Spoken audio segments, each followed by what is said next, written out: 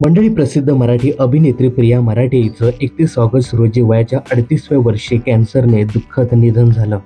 Star प्रवाहवरील तुझेच मी गीत गाते या मालिकेदरम्यान काम करत असताना तिला कॅन्सरचं निदान झालं. त्यानंतर तिने या मालिकेतनं ब्रेक घेतला. कॅन्सरवर उपचार देखील केले.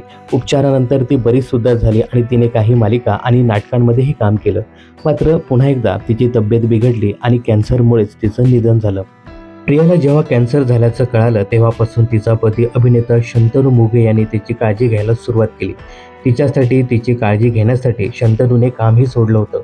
पण आता प्रियाच्या निधनानंतर शंतनू 20 दिवसानंतर पुन्हा एकदा कामावर परतला आहे.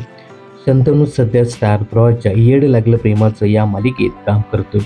खरं तर प्रियाच्या निधनाच्या आदल्या दिवशीच त्याच्या मालिकेतील पहिला भाग प्रदर्शित झाला होता. प्रियाने तो बघितला सुद्धा होता. मात्र दुसऱ्या दिवशी पहाटेच प्रियाचं निधन झालं. पुन्हा एकदा कामावरती परतल्यानंतर शंतनू मोघे नक्की काय म्हणाले ते बघा. मध्यंतरीच्या काळात जवळच्या व्यक्तीला वेळ देणं अशक्य होतं, म्हणून कोणत्याच कलाकृतीत दिसलो नाही. आयुष्यात आलेलं हे वळण पार केल्यानंतर पुन्हा कामाला लागलो आहे. कारण माझे वडील म्हणजेच दिवंगत ज्येष्ठ अभिनेते श्रीकांत मोघे मला नेहमी सांगायचे, आपण कलाकार मायबाप रसिकांचे असतो. त्यामुळे वैयक्तिक आयुष्यात कितीही संघर्ष आले तरी प्रेक्षकांचं मनोरंजन करण्यात कधीही कमी पडू द्यायचं नाही. व्यवसायाशी प्रामाणिक राहायचं.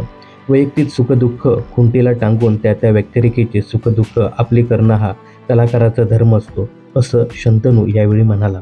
दरम्यान मालिकेत साकारत असलेल्या भूमिकेविषयी सांगताना तो म्हणाला, मी मालिकेत साकारत असलेली शंतनू ही भूमिका आता नकारात्मक वाटत असली तरी तशी ती नाही आहे.